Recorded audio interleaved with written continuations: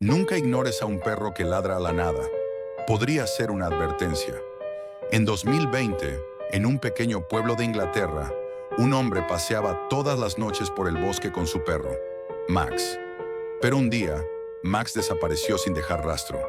Lo extraño comenzó semanas después, cuando otro perro de la familia empezó a ladrar frenéticamente hacia la puerta del bosque cada medianoche.